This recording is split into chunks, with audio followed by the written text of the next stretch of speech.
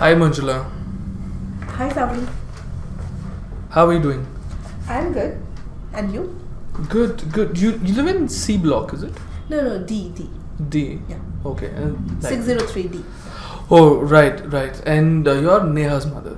Yes. Correct. I'm just trying to remember because that day in the event that we conducted, we had at least 15 children who participated in the assessments, etc.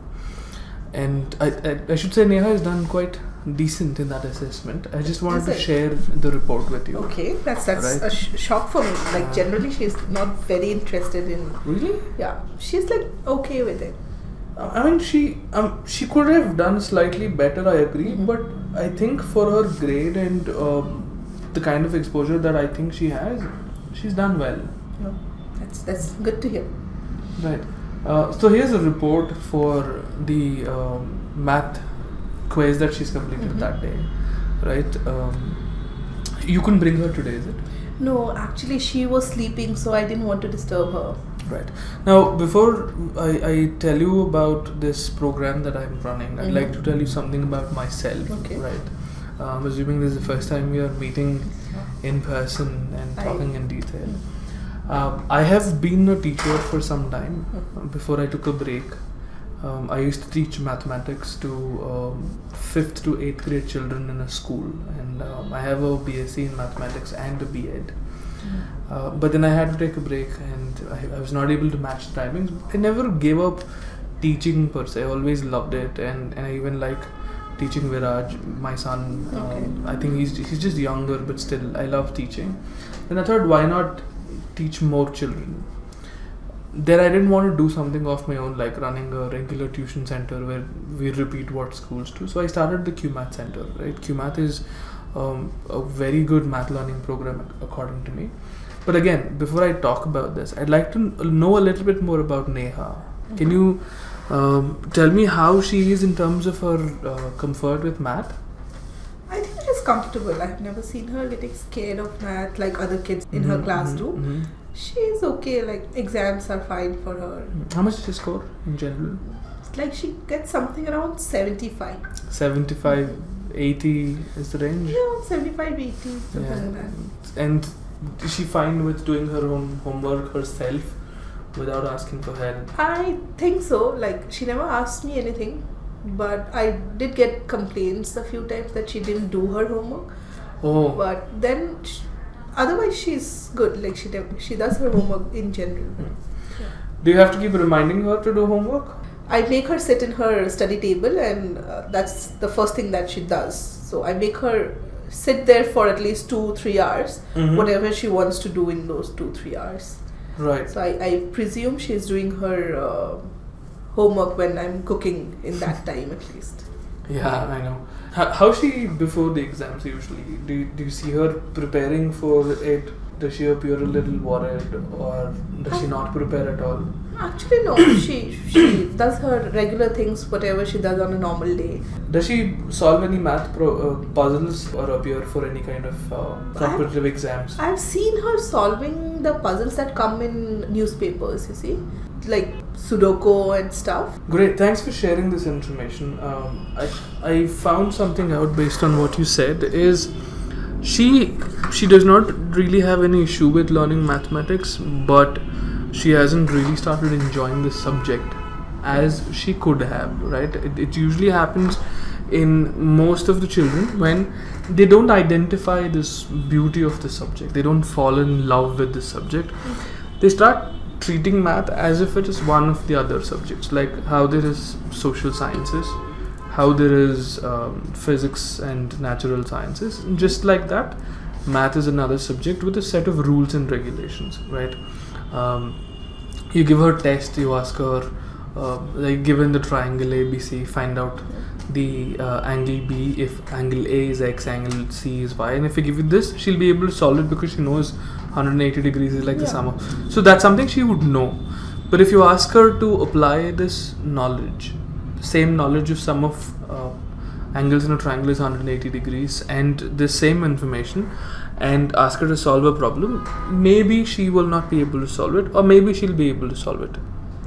Yeah, so she is a person who will remember that and will apply it in the exam and will get marks. Right. So I think that much is enough if she remembers. Or it's absolutely fine for writing exams, right? And but let's say you're expecting her to do better in all of the subjects in terms of applying her thinking ability and reasoning ability for learning all other subjects, and also succeeding in getting into a good college by writing the entrance tests.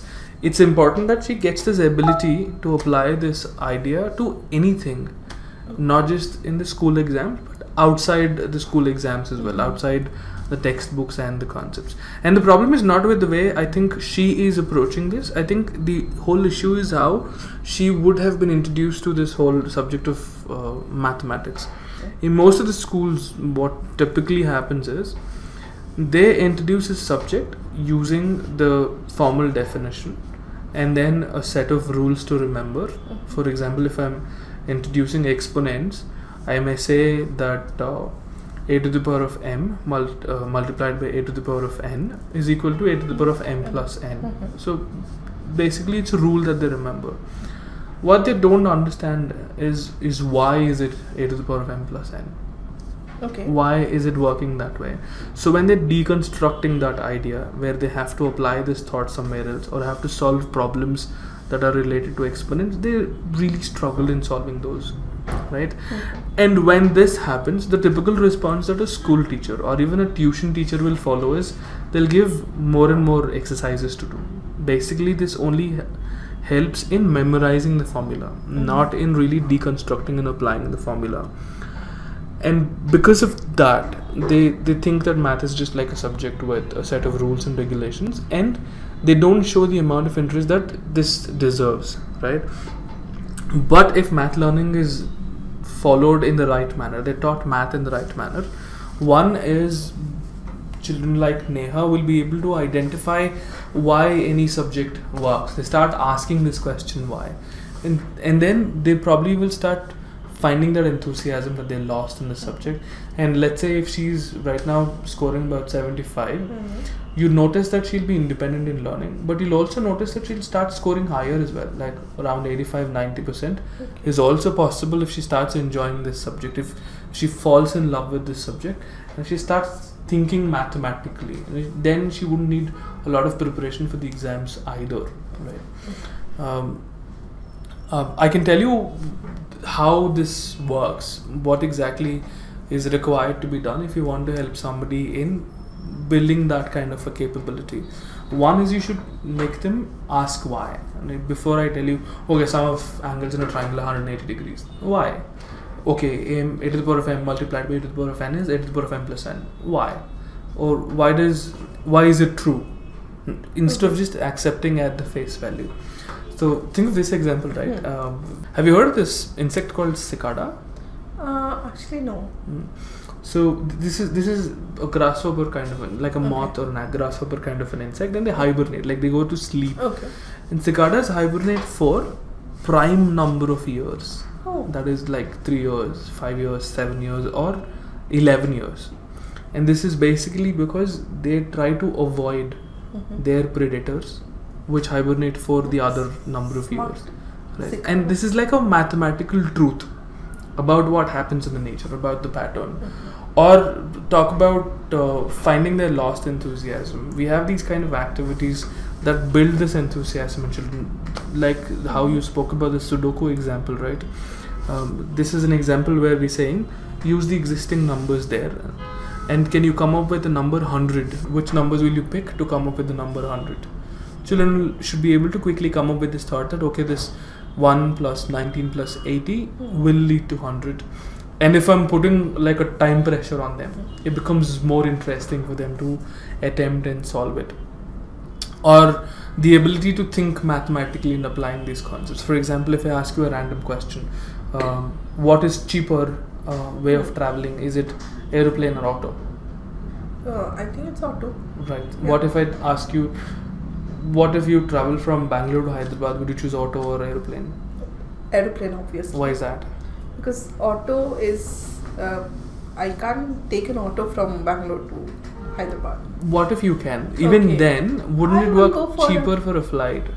Is it? Yeah, as in like, think of this. You take an auto from Kormangala to, let's say, BTM layout. Yeah, it's only 4 kilometers and you'll end up paying around 90 rupees. Okay. Okay, even if you consider 50 per kilometer, you're spending approximately 12.5 rupees. Right? If you take a flight from here to Delhi, based on which season you're traveling in, it will cost you about around 4,000. Now think of the number of kilometers you're traveling and how much you're spending per kilometer. Never thought it in that way. Yeah, these are the kind of examples that help children develop their mathematical thinking. Also, this is where they're applying their conceptual understanding outside the textbooks, right? But is your program going to teach all this? Because I think this will come naturally when what she needs to learn is concepts that is done in school already. Right. And these all things should come naturally, like what is happening for normal people all these years. True. I agree with you. Given they are exposed to these kind of opportunities to apply this, right? Okay. Now, how many times do they get this opportunity to apply this in their real life? And how many times are they allowed or required to apply this, right? In most of the cases, as parents, we make the decisions for them. And there most of the time is spent on learning and writing exams. So the learning opportunity to apply these concepts outside textbooks reduce in terms of your regular schooling. But since you asked that question, let me show you how QMath helps, right? Now, the first is usually we try and help children accelerate the pace at which they are learning. Now, in terms of a school system, usually there are about 30 to 40 children in a class. So it becomes difficult for children to the teacher to focus on all the students in the classroom, right? So they normally aim at the average of the class. The top of the class and the bottom of the class usually start losing. And even the average only will get what the teacher is saying. They don't start exploring how to apply those concepts or think why, etc. And they just follow the drills that are taught.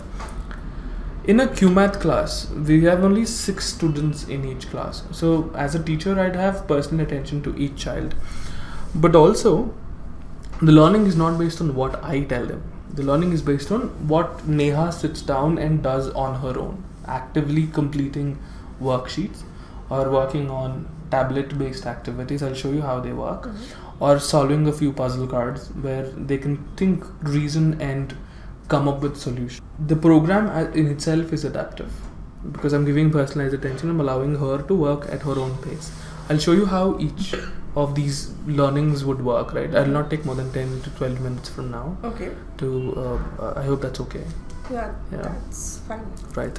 So this is what happens in a QMath class. Now, in a week, we conduct 3 classes on alternate days. If we start on a Monday, then the next class will be on a Wednesday and the following one will be on a Friday.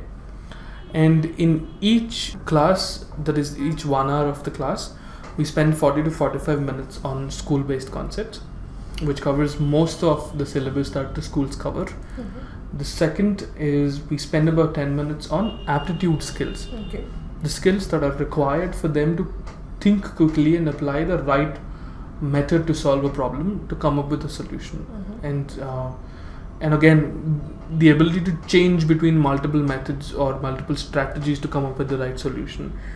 And lastly, we spend about 5 to 10 minutes in helping them discuss the solutions for creative reasoning cards that we give them.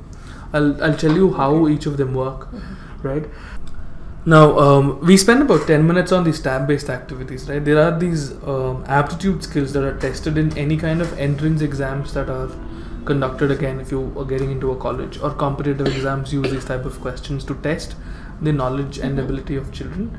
And even your interview tests that we appear to write, to get into a job might have these kind of assessments that are conducted. Sorry, is this done on tab? It is done on tab, yes. So we don't allow her to use tablets or mobile phones as such because she's too young according to us. Really? Okay. Yes, so I'm not very sure about this part. Is there like a concern?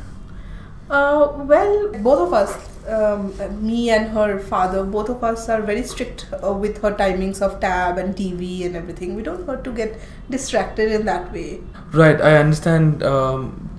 Okay, but this is why we use tablets. I'll explain that to you in a bit. So what happens on a tablet is these activities are timed. So in each class, we will never have the child spend more than 10 minutes on a tablet. It's exactly 10 minutes. The work is closely monitored. So you should never worry about the fact that she may spend extra time on it, or she may get used to it and she would want to use tablet all the time, right?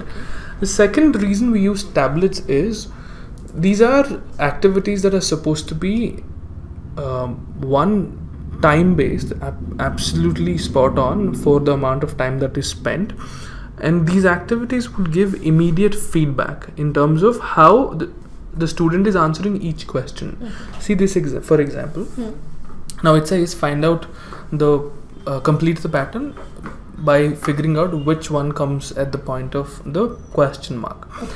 Now let's say Neha is doing this activity and she chooses some random answer which is not correct, and she clicks that submit button.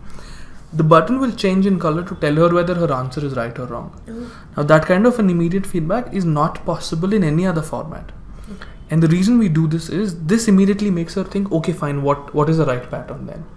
Now then her thought process changes. For the next question she again applies the same thought process. So in a span of 3 minutes, she's forced or required to solve as many problems as possible using the right approach to meet the target that has been set at the beginning of this activity. And to conduct these kind of activities, it is very much required that she's constantly given feedback. But be rest assured that it's only 10 minutes that she spends, and even that 10 minutes is monitored.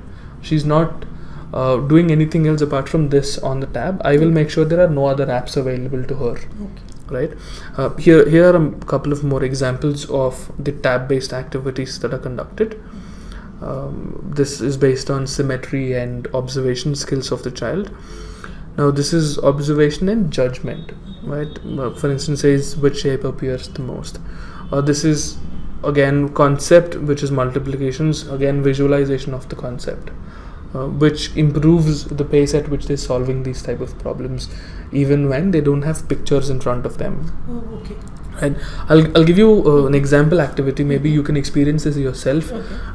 Here, take this activity. This is the kind of activity we give for 6th grade children in Q Math classes. Take about 3 minutes, solve this, we can take a look at it. Right. Now these tab activities are very helpful because they're gamified. So they by default build enthusiasm and they engage children like Neha who wouldn't have found the beauty in this subject. The timed exercises will ensure that there's optimum amount of pressure to ensure this concentration, and she's focusing on the tab activities. There's immediate feedback, which I mentioned earlier, that improves speed, also the accuracy of solving problems. And also we have these kind of what do I say, storylines that we have built to make it more engaging for them. The activities are math based, the activities are for building aptitude skills, but to ensure they complete those activities, we've built these nice story lines, and we call it the Q Math universe. Right? And they'll be able to experience this as they're playing, which kind of gives them something to look forward to if they complete a set of activities that are required by them. Now this is how we build the aptitude skills, and to ensure we're also helping her think through her conceptual knowledge and apply that concept to questions outside the textbooks, or improve her reasoning skills or the creative thinking skills. We give them puzzle cards. At the end of every class, we give them one puzzle card, right?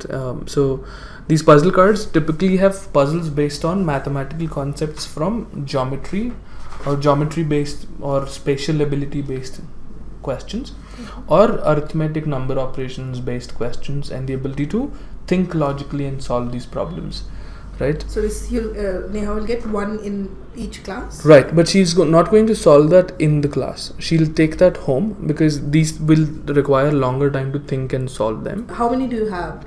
We have about 500 of these, and they are of very difficulty levels. Can you give that in one go to the kid, and we can just have it at home even my other kid can play with it. No. So these are a part of the program, and there is a design of how children will learn using these cards. So usually what happens is, let's say I gave the first card to Neha when she starts. We pick up this first card based on her grade, right? And let's say she solved it immediately in the class. Okay. Right? Now, usually in most of the cases, the card will have multiple ways to solve it. She would have taken one approach. Then I'll ask her, take the card back home, think of as many approaches as you can come up with to solve the same problem, and come back to me in the next class. She's still engaged with the same problem because I'm challenging her with that. Second thing is, when she comes back in the next class with the right solution and I accept it, the following card that I'm giving her will be more difficult. Okay. Right? As the difficulty level increases, we make sure Neha is able to solve these problems, but not in an instant. It allows her time to think. So not all the 500 puzzle cards are of the same difficulty level. They're increasingly more difficult. And if Neha is able to solve more and more puzzle cards with ease, will increase the difficulty level so that even her skill is built better, right? Here, now, take this puzzle card and see how difficult this could be, right? Now, you may say this is easy. Then try to solve this card, which again is of a higher difficulty level. Would you like to solve it? Yeah, sure. Alright, so here are a couple of examples as well that I'd like to show you here. Now, the benefit of these puzzle cards for Neha is that they allow kind of an opportunity to apply these concepts outside the textbook and solve problems. In some cases, even without the conceptual knowledge, children will be able to think logically and solve these problems, ask the reason why and solve these problems. And secondly, they are very adaptable, which I explained to you. The difficulty level is managed according to the level with which she is solving the cards. And these puzzle cards need open-ended reasoning, so they start enjoying this beauty. Sometimes they start having these discoveries which they did not have before. And also I will be there to ask them to identify this fact that a problem can have multiple approaches. In some cases, there could be multiple right solutions to the puzzle cards. I actually have a small doubt here. What if Neha is not able to solve the puzzle cards? Generally, I haven't seen her doing much of puzzle cards. Right. Initially, it could happen because she's not been exposed to these kind of things. Will that dishearten her in some cases? No. So, we have a conversation. Then, when I am having the conversation, I'll identify how much of her approach is right. Okay. If her approach is incorrect, then we'll have that conversation as well, helping her think through in the right manner. You as a parent will get hints for solving these cards. Right? We have an app for the parents. It's called the Q Parent app. You can download it. Every puzzle card that Neha gets home will have a hint to it. You can see them on your Q Parent app. You can help her out for the first few cards as she builds the capability to solve these problems. Let's say if she's still unable to solve a card, I accept that she's unable to solve that card, but based on the adaptability that we spoke about, the next card will become easier. And as she starts solving them, her confidence is built and her skill is also built, and then we'll increase the difficulty. So it gets adjusted according to the ability of her solutions and the difficulty level that she can take. So don't worry about that. And if, let's say, there is an issue with some of the concepts and she's not able to apply it, then I'll work with that differently using our workbooks to build that conceptual understanding. Now that's something I'll show you in a bit how it looks like. So how do we approach these concepts? In schools, most of the times they start with definitions, right? For example, if I'm introducing fractions, I may say fraction is a partial value of a whole expressed in the format of p by q or n by d, where p is the numerator or n is the numerator, etc. So like this whole definition that goes. It could be difficult to identify that abstract definition and immediately understand it. And that's not how most of us work really. So what happens in a QMath class is we start with the concrete method of learning. We give them physical objects where they observe how this concept works. For instance, what you see is, these are called fraction rods. These are called fraction strips, and we use them to do a physical activity in the class for them to learn fractions. Now this is for a lower grade. I can show you an example of how we teach a 6th grade concept in a bit. And then they move on to understanding this concept using pictures and visualization. So they would have seen it physically. They would know how it works in a 3D model. Now they using that understanding, they will also able to understand how it works and looks like in a 2D model using these pictures. Then they get an understanding of the concept. Then they will be exposed to the technicalities and the definitions. So when you are going about teaching a concept in this way, doesn't it take more time than what it generally should take in a class? And will you be able to cover the whole syllabus in that year if you follow this kind of approach, like a longer approach? Yes, we will be able to finish the concepts, and the reason is initially it may take longer, but this happens when we are introducing them to the concepts. Once they have the conceptual understanding, in fact, the pace at which they solve the worksheets or complete the problems will be almost doubled as compared to your traditional programs. Because in traditional programs, most of your time is spent in understanding the concept. And in some cases, they go without understanding. All that they are doing is they just repeated drills, and then they're just producing the same work in the exams. When you ask them a question based on the concept outside the textbook, they may not even be able to answer it. So what happens in school is, while they may cover the syllabus, it's not necessary that the students have understood it. So if you look at it that way, we will make sure that she understands it. So even if it takes longer to understand, she will retain it, which means the next set of topics that will be based on this will be faster. Okay. That way, on an average, in fact, QMath kids will be faster than the students who are not learning math the right way. Right? So the basic benefit of having the concrete pictorial abstract method is that children will start asking why a concept works. Then they start exploring how they should start learning anything by asking why first, right? Applying any concept. Why is it true? Why should it work this way? And secondly, they'll be able to apply these questions anywhere, like solve any kind of problems that you give them. Now, QMath workbooks, like I explained, will start with either pictorial or concrete method of learning, and they'll build the skill, and the students slowly and gradually learn the concept without using the technical definitions, and then do a couple of activities to understand the concept better. Finally, learn the definitions. For instance, I was talking about numerators and denominators. They'll come later, after they understood how a fraction looks like and works like. And there's more practice given after that. The practice sheets that come through. Then we test their ability. Then there are a few revision sheets as well if required. And once we're sure they understood everything, right, we test them. Okay. We make sure we want to be sure that they understood this concept. Now, here's an example of our workbook. You can take a look at this workbook. Also, if you notice, in some places in the workbook, you'll come across something called as an activity sheet. Right? This is a 6th grade decimals workbook. Now look at this activity. Now we can do this activity using our flats, rods and blocks. We call it, like, that's the technical name we use internally, but this is what we give the children to identify and understand how decimals would work. Right? Here's this flat, like this 10 by 10, it's called a flat, and then this blue color rod, it's called a rod, of course, like it's a 10 by 1, and then this like 1 by 1 is called a block. We use this to help children visualize how decimals work. Okay. And they do more activities based on the same thing. And when we're testing it, it's only a 10-minute assessment, but we will see how they are answering it. If there are any gaps in learning, if they are not able to clear the assessment, then we'll make them practice more. And we'll see if there is any understanding. Some cases, what happens is if they did not understand fractions, they will not be able to solve decimals. Now, if I identified that as a teacher, then I'll go back to helping her with fractions first instead of jumping into decimals and giving her more activities there.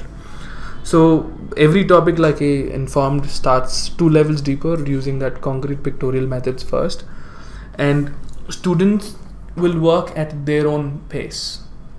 Right? We'll not force them to run faster from the beginning, but slowly we build it, and they will be able to ask the why before accepting it at the face value. And again, they can use these problems outside. Now, we do that in the classroom, but even outside the classroom, we have some activities that they can do at home. This is done online. You can pick and choose when you want to use them. It's not mandatory to do it. Do I have to invest my time? Because I really No. If she's already in 6th grade, I'm pretty sure she knows how to use a computer. Yes, she You does. probably will have to help her the first couple of times to log in and use these activities. Okay. But then she can be very independent. Okay.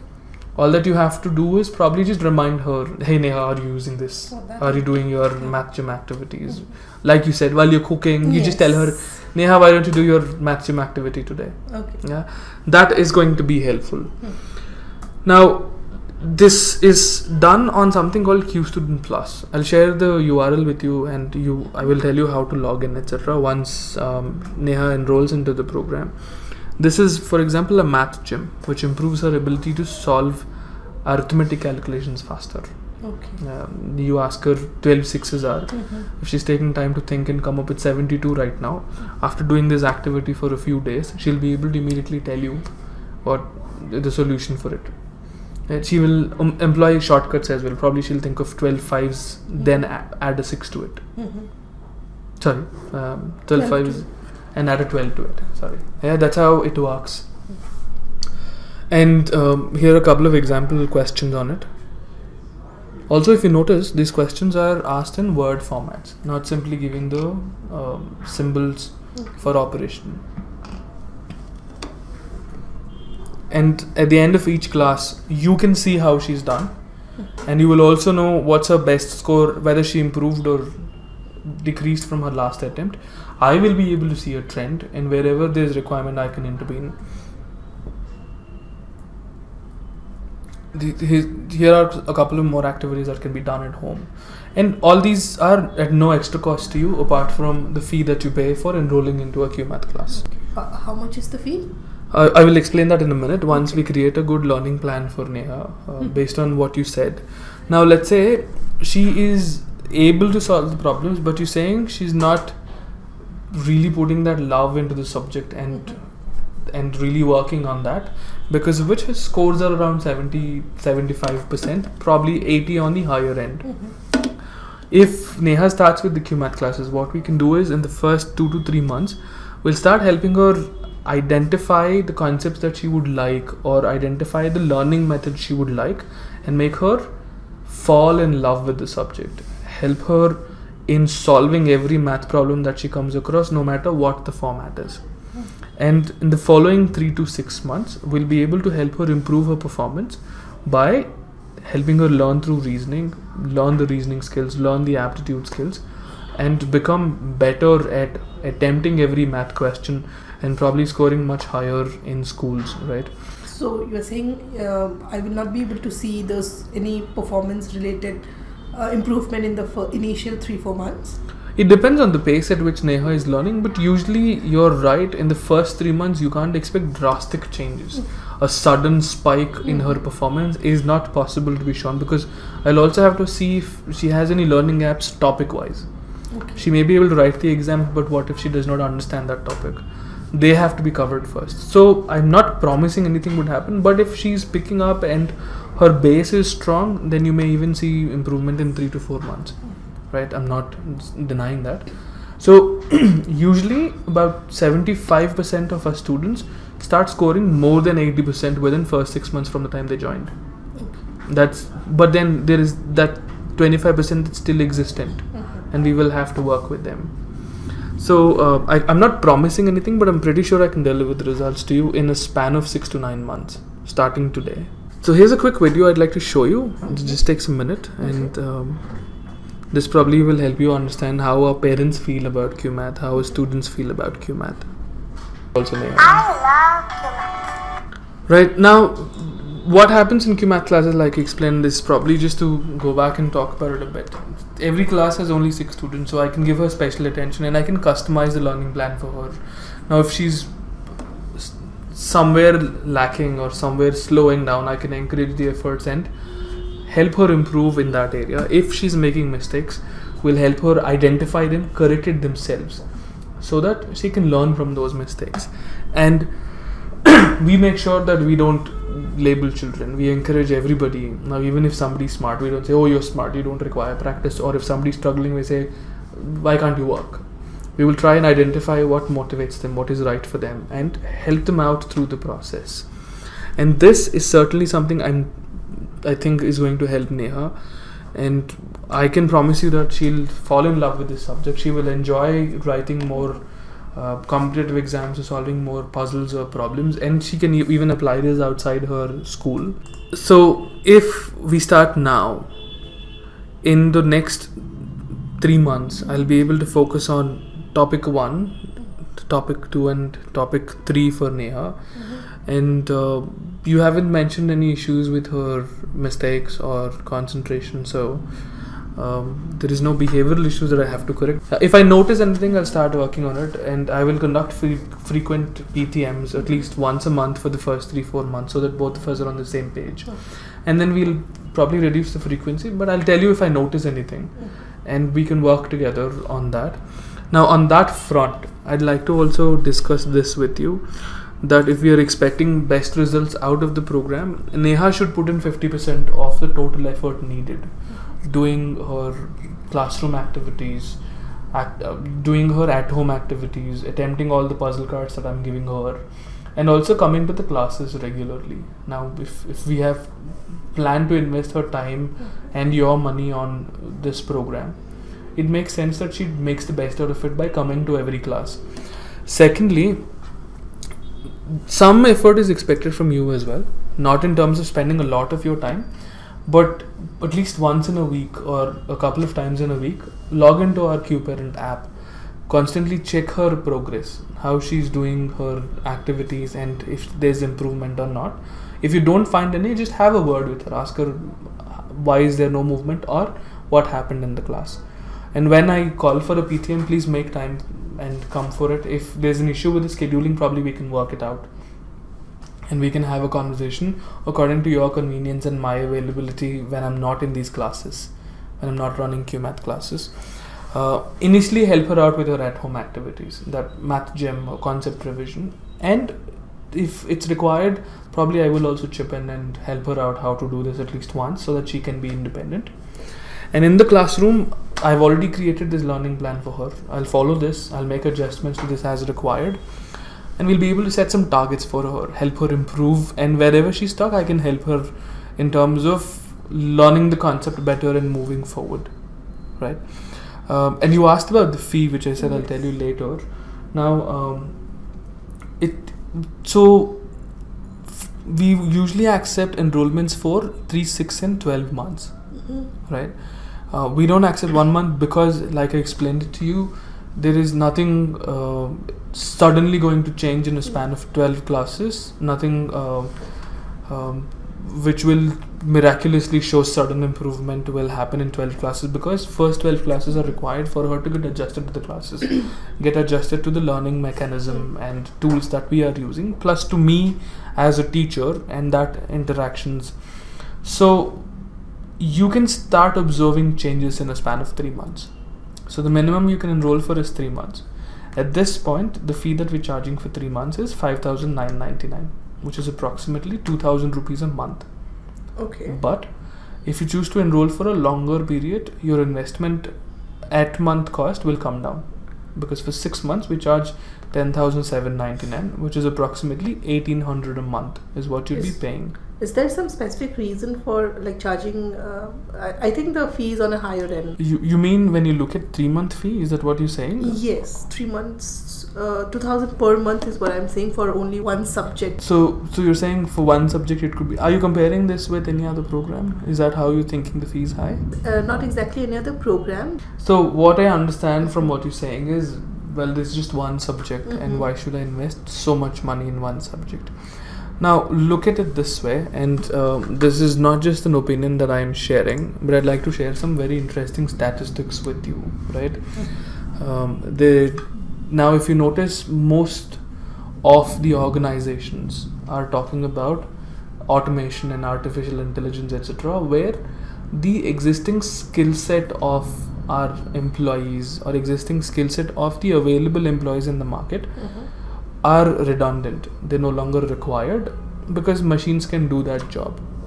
Now on a go forward, when you look at the changing job market, the jobs of the future would require the skills like problem solving and critical thinking. Now, when you mention that math is just a subject, the way we look at it, or also a lot of research that's been done which explains is math is also a life skill. So even from the teaching point of view, we will never approach this as a subject, right? Number one. The second point that you should also consider is the amount of effort that we are putting into help her build these skills is a lot in terms of the learning formats that we use and the kind of exposure that she's getting to skills like aptitude and reasoning, which are nowhere taught outside the QMath class as far as I know, is going to offer a great amount of value. And that way we never consider math as just another subject. It is going to be a life skill of the future, and this skill will be useful in terms of her doing better in her school even after she crosses 8th grade. She comes to 10th and 11th grades, right? Also, when you compare it with most of the cost that we bear outside I'd say education, and I know this could be like a very weird example, but let's say if you go for like a family outing for a weekend, you'll end up spending so much, approximately 2,000. Like you go to watch a movie, you'll end up spending 2,000 for like a family of 4, and even more in some cases. And here we're talking about the overall development of the child and the future of the child. So personally, I don't think it's very high.